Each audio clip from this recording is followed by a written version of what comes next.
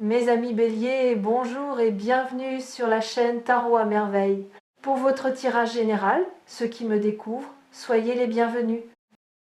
Ouvrez votre main, la droite si vous êtes droitier, la gauche si vous êtes gaucher, ouvrez-la complètement, étirez les doigts et regardez votre paume, regardez-la vraiment, pas comme un geste machinal, comme un acte d'attention, parce que dans cette paume, dans ces lignes que vous voyez sans jamais les voir, dans ces plis que la vie a creusés depuis votre naissance, il y a une carte de vous, de votre passé, de votre présent et de ce qui se prépare. Je ne suis pas chiromancien, ce n'est pas de cela qu'il s'agit. Ce dont il s'agit, c'est de vous reconnecter à vous-même par le corps, par le tangible, par ce morceau de peau que vous utilisez chaque jour pour saisir, toucher, donner, recevoir, et que vous n'avez probablement jamais regardé comme un messager, et pourtant votre main parle. Elle parle de tout ce que vous avez traversé, de tout ce que vous portez et de tout ce que vous êtes sur le point de recevoir. Aujourd'hui, nous allons lire cette main ensemble, ligne par ligne. Et chaque ligne va vous révéler une dimension du changement qui se prépare. Première ligne, celle qui traverse votre paume du poignet vers les doigts, la ligne longue, la ligne de votre parcours. Suivez-la du regard, observez ses courbes, ses interruptions, ses bifurcations. Cette ligne raconte votre histoire, pas les événements, l'énergie, l'élan vital qui vous a porté depuis le premier jour. Et si vous regardez attentivement, vous remarquerez quelque chose. Cette ligne n'est pas régulière.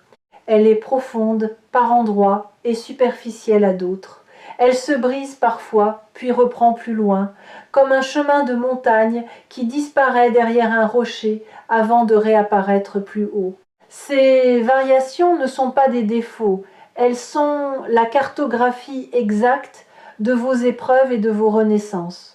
Les endroits où la ligne est profonde correspondent aux périodes où vous viviez pleinement, où l'énergie circulait, où vous étiez en accord avec votre direction. Les endroits où elle est superficielle correspondent aux périodes où vous surviviez plutôt que vous ne viviez, où l'énergie était bloquée, où vous aviez perdu le contact avec votre propre élan. Et les ruptures. Ces endroits où la ligne semble s'interrompre avant de reprendre, ce sont les moments de transformation, les morts symboliques suivies de renaissance. Les points de votre vie où l'ancien vous s'est effacé pour laisser place à un nouveau vous. Vous en avez connu plusieurs. Et chaque fois, le vous qui renaissait après la rupture était plus profond que celui qui avait disparu, plus sage, plus ancré, plus proche de sa propre vérité. Comptez-les, ces renaissances, prenez un moment et comptez-les mentalement. La première fois où vous avez perdu quelque chose d'essentiel et où vous avez cru que c'était la fin, avant de découvrir que c'était un commencement. La deuxième fois, la troisième. Chacune vous semblait unique dans sa douleur, chacune vous semblait insurmontable dans l'instant, et chacune, vue d'ici, avec le recul, était nécessaire. Pas souhaitable, nécessaire. Parce que la version de vous qui existait avant chaque rupture n'avait pas la capacité de porter ce qui allait venir après.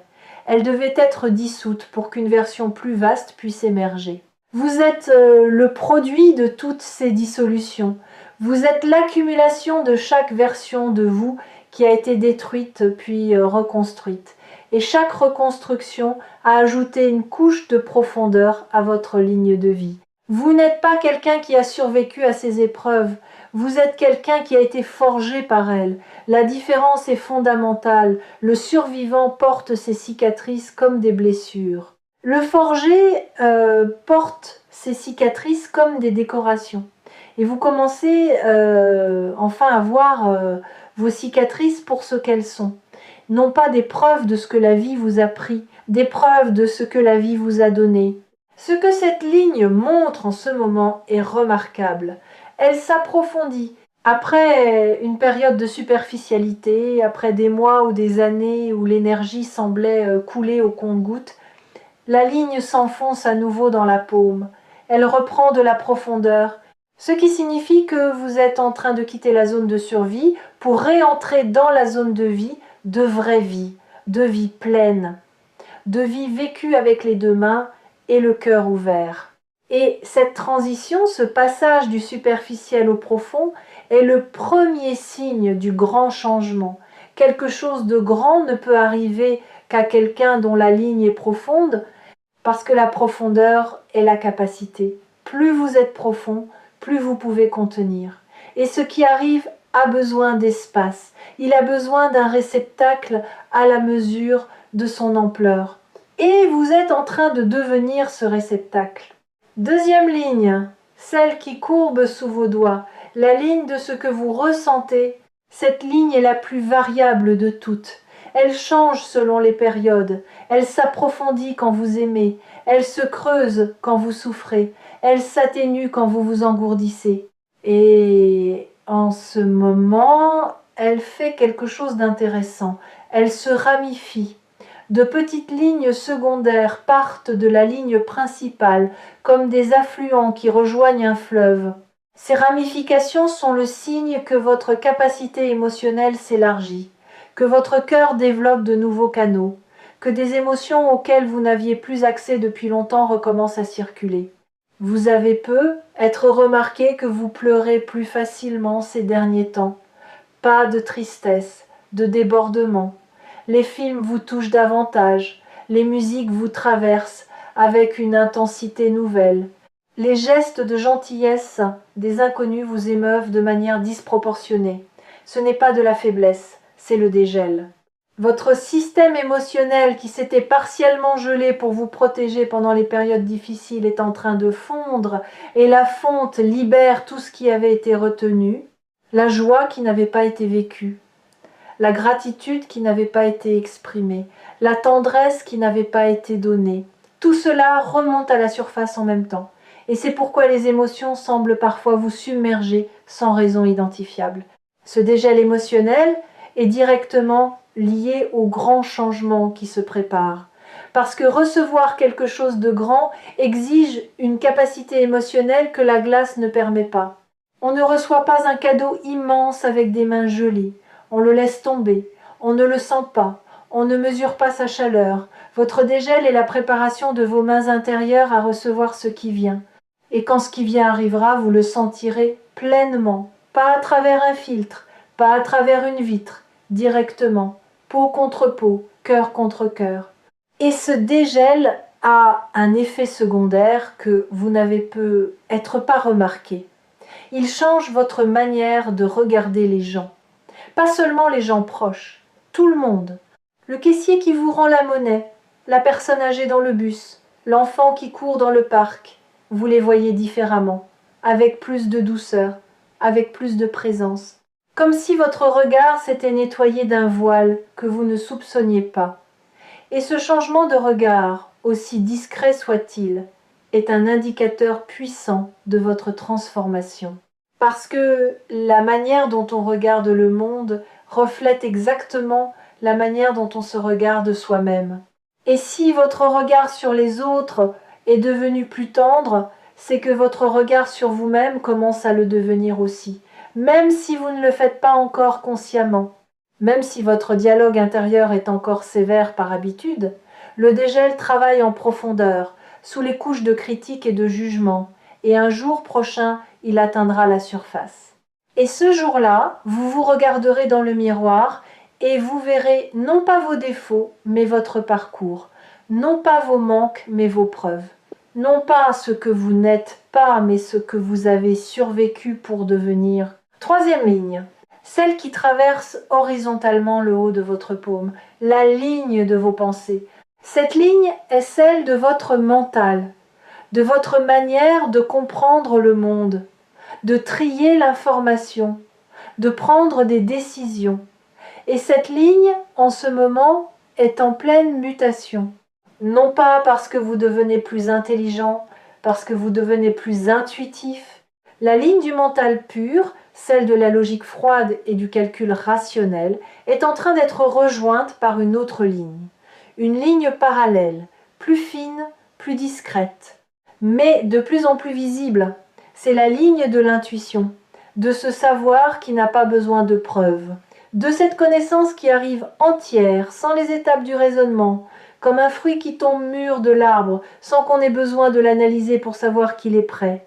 Vous avez senti cette intuition grandir, ces moments de plus en plus fréquents où vous savez quelque chose sans savoir comment vous le savez, ces décisions que vous prenez en une seconde et qui s'avèrent justes, ces pressentiments qui se confirment avec une régularité troublante. Votre mental résiste encore à cette intuition. Il essaye de la rationaliser, de l'expliquer, de la réduire à des coïncidences ou à des biais cognitifs. Mais l'intuition n'a pas besoin de l'approbation du mental. Elle fonctionne avec ou sans lui. Et en ce moment, elle fonctionne à plein régime. Cette montée de l'intuition est le troisième signe du changement. Parce que le grand qui arrive ne pourra pas être compris par le mental seul. Il sera trop vaste, trop multidimensionnel, trop chargé de significations simultanées. Seule l'intuition peut saisir un événement de cette ampleur dans sa totalité. Et votre intuition se prépare, elle s'aiguise, elle se réveille, pour être prête le jour où le grand se présentera et où votre mental, débordé, aura besoin de quelqu'un d'autre aux commandes.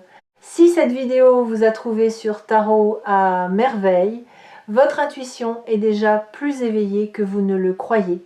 Le simple fait d'avoir cliqué, d'avoir suivi cette impulsion sans raison logique, est la preuve que votre radar intérieur fonctionne, qu'il capte des signaux que votre mental ignore, et qu'il vous guide pas à pas vers le bon endroit au bon moment. Quatrième ligne, la ligne qui part du bas de votre paume et monte vers vos doigts en diagonale. Pas tout le monde ne l'a, mais vous l'avez, la ligne de la chance. Sauf que la chance n'est pas ce que les gens croient. La chance n'est pas un événement aléatoire qui tombe du ciel sur les élus. La chance est le résultat d'un alignement entre la préparation et l'opportunité. La chance est ce qui se produit quand quelqu'un qui a fait le travail intérieur se trouve au bon endroit, au bon moment. Et le travail intérieur, vous l'avez fait, sans le savoir, sans le nommer. À chaque épreuve traversée, à chaque croyance remise en question, à chaque nuit où vous avez choisi de croire en quelque chose de plus grand que vos circonstances. Cette ligne sur votre paume ne mesure pas la quantité de chance que le destin vous attribue. Elle mesure votre capacité à reconnaître la chance quand elle se présente. Et cette capacité est directement proportionnelle à votre travail intérieur. Plus vous avez travaillé sur vous-même, plus vos yeux sont ouverts, plus vos mains sont prêtes, plus votre cœur est disponible et plus la chance devient visible. Elle était peu, être déjà là depuis des mois, passant devant vous, vous frôlant, attendant que vous la remarquiez, mais vos yeux étaient voilés par la peur, par le doute, par cette conviction que les bonnes choses ne sont pas pour vous. Pensez à toutes les fois où vous avez refusé quelque chose de bon, non pas consciemment, inconsciemment. Quelqu'un vous a fait un compliment et vous l'avez désamorcé avec une blague. Quelqu'un vous a offert son aide et vous avez dit non par réflexe. Quelqu'un vous a ouvert une porte et vous avez trouvé 10 raisons de ne pas la franchir. Ce ne sont pas des choix rationnels, ce sont des réflexes de protection d'un système nerveux qui associe les bonnes choses au danger, qui dit « si c'est trop beau, c'est que le piège est caché ». Si quelqu'un est trop gentil, c'est qu'il veut quelque chose. Si la vie donne, c'est qu'elle reprendra. Ce système de protection a fait son temps. Il vous a servi dans des périodes où la méfiance était adaptée, où les gens autour de vous n'étaient pas fiables, où la bonté était effectivement transactionnelle. Mais ces périodes sont terminées. Et le système continue de tourner par inertie, comme une alarme qui sonne dans une maison où il n'y a plus de cambrioleurs.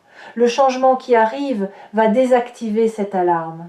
Non pas en la forçant, en vous prouvant par l'expérience directe que le bon peut arriver sans piège, que la générosité peut exister sans arrière-pensée, que la vie peut donner sans reprendre.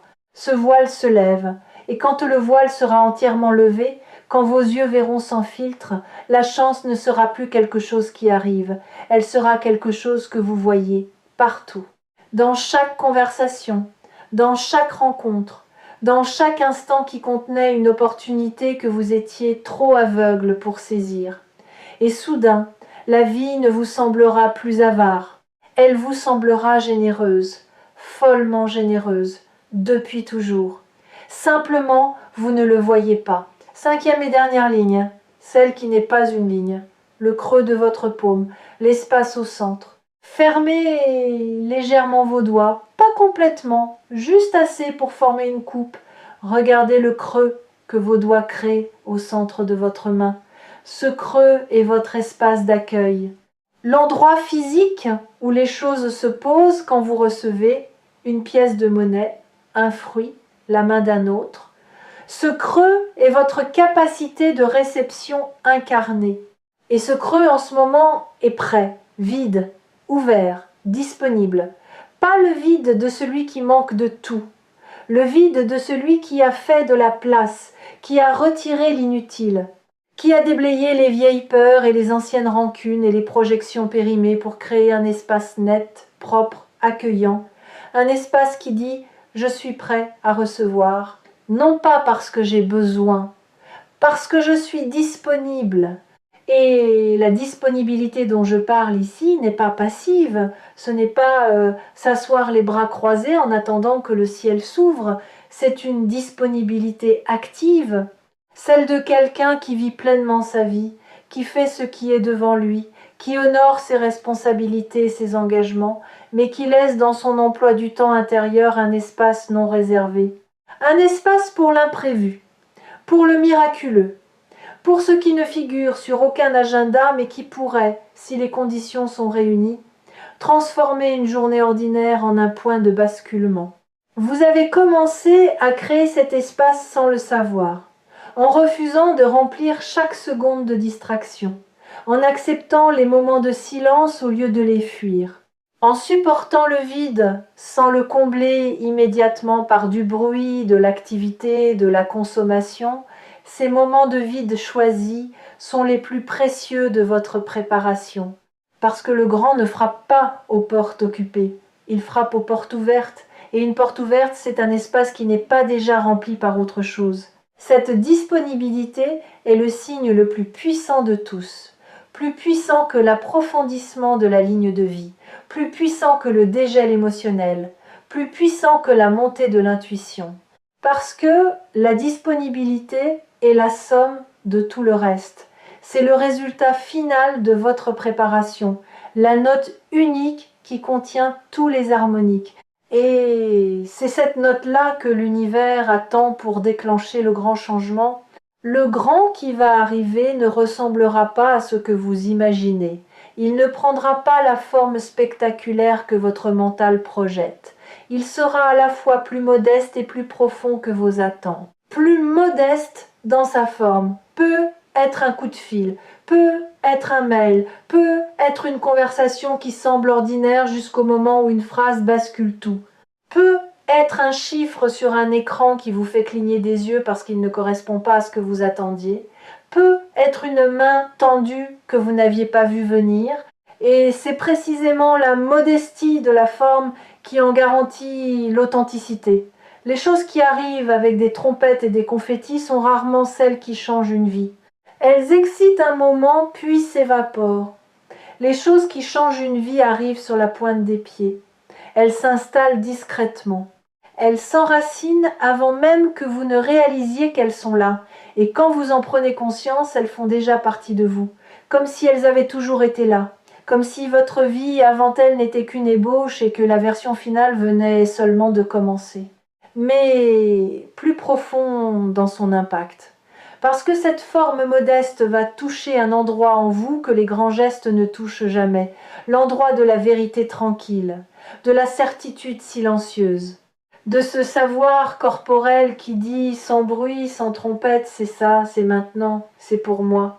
Et quand ce savoir s'activera, votre vie entière se réorganisera autour de lui, pas brutalement, organiquement, comme une forêt se réorganise après la pluie, les mêmes arbres, le même sol, mais une lumière différente, une fraîcheur nouvelle, une qualité de l'air qui change tout sans rien modifier. Concrètement, voici ce que cette réorganisation va produire dans votre vie. Des décisions qui semblaient impossibles vont devenir évidentes, non pas parce que les options ont changé, parce que votre clarté intérieure a atteint un niveau qui rend le brouillard de l'indécision obsolète. Vous saurez ce que vous voulez. Et cette certitude, née non pas de la réflexion mais de l'alignement, vous donnera une force tranquille que les gens autour de vous ne vous connaissaient pas. Des relations vont se clarifier, certaines vont s'approfondir de manière inattendue. Des personnes que vous fréquentez depuis longtemps, sans jamais dépasser la surface, vont soudain révéler une profondeur que vous ne soupçonniez pas. Et d'autres, celles qui n'existaient que dans le superficiel, vont naturellement s'éloigner sans conflit, sans drame, par simple incompatibilité de fréquence. Des ressources vont apparaître là où il n'y en avait pas nécessairement de l'argent, même si l'argent en fera partie. Des ressources au sens large, du temps qui se libère, de l'énergie qui se renouvelle, des idées qui affluent, des portes qui s'ouvrent dans des murs que vous aviez déclarés aveugles. Tout cela est la conséquence directe du changement intérieur que vous traversez. Le monde extérieur ne fait que refléter ce que le monde intérieur a déjà accompli. Les fidèles de tarot à merveille reconnaissent ce type de transformation. La transformation qui ne fait pas de bruit, qui ne produit pas de spectacle, qui s'installe dans le quotidien avec la discrétion d'un lever de soleil et qui, un matin, vous fait réaliser que le paysage a entièrement changé sans que vous puissiez identifier le moment exact du basculement. Regardez votre main une dernière fois. Voyez les lignes, le creux, l'espace. Tout cela est vous.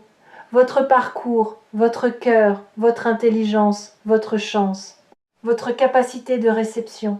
Et tout cela converge vers un point unique. Ce point, c'est maintenant. Refermez doucement votre main. Pas en point, en coupe. Gardez le creux. Protégez l'espace. Et sachez que dans ce creux que vous tenez en ce moment, quelque chose de grand est déjà en train de se poser. Vous ne le sentez pas encore physiquement, mais votre main le sait. Votre paume le sait, les lignes le savent. Toute votre vie vous a mené à cette main ouverte, à ce creux disponible, à cette capacité de recevoir que vous avez construite sans le savoir, épreuve après épreuve, larme après larme, doute après doute, et maintenant que la coupe est prête, le contenu arrive. Ce n'est pas une promesse, c'est une lecture. La lecture de ce qui est inscrit dans votre propre chair. Et la chair ne ment pas, elle ne spécule pas, elle ne manipule pas, elle enregistre. Elle témoigne. Et ce qu'elle témoigne en ce moment, dans les lignes de votre paume, dans la chaleur de votre creux, dans la disponibilité de vos doigts entr'ouverts, c'est ceci. Vous êtes prêts. Le grand arrive. Et il sera exactement ce dont vous avez besoin, pas ce que vous vouliez, ce dont vous avez besoin. Et la différence entre les deux est la distance entre le fantasme et la grâce. Gardez votre main ouverte dans les jours qui viennent, pas physiquement, intérieurement. Maintenez le creux, protégez l'espace. Et quand le grand se posera dans votre paume, quand vous sentirez enfin le poids de ce que la vie dépose entre vos doigts, fermez-les doucement, sans serrer, sans agripper, avec la tendresse de celui qui tient un oiseau, assez fermement pour ne pas le laisser partir, assez doucement pour ne pas l'étouffer. C'est ça l'art de recevoir, et vous êtes sur le point de le maîtriser. Et si vous avez besoin de retrouver cette sensation, cette certitude calme que quelque chose de grand arrive, revenez sur Tarot à merveille. Ouvrez votre main, regardez vos lignes. Et rappelez-vous que tout ce que vous avez vécu a sculpté cette paume. Chaque ligne est une preuve de votre passage. Et chaque preuve est une promesse de ce qui vient. Votre main est ouverte, la coupe est prête, et le grand arrive. Il arrive avec la certitude tranquille des choses inévitables, pas comme un éclair qui frappe au hasard, comme une aube qui se lève parce que c'est l'heure. Parce que la nuit a duré ce qu'elle devait durer, parce que vos yeux se sont habitués à l'obscurité assez longtemps pour que la lumière, quand elle viendra, ne vous aveugle pas mais vous révèle. Vous révèle à vous-même, vous révèle aux autres, vous révèle au monde qui attendait, sans le savoir, que vous preniez enfin toute votre place. Cette place est prête, elle vous attend, et elle est exactement à votre taille. Ouvrez les mains, ouvrez le cœur, le grand est là, et il a votre nom dessus.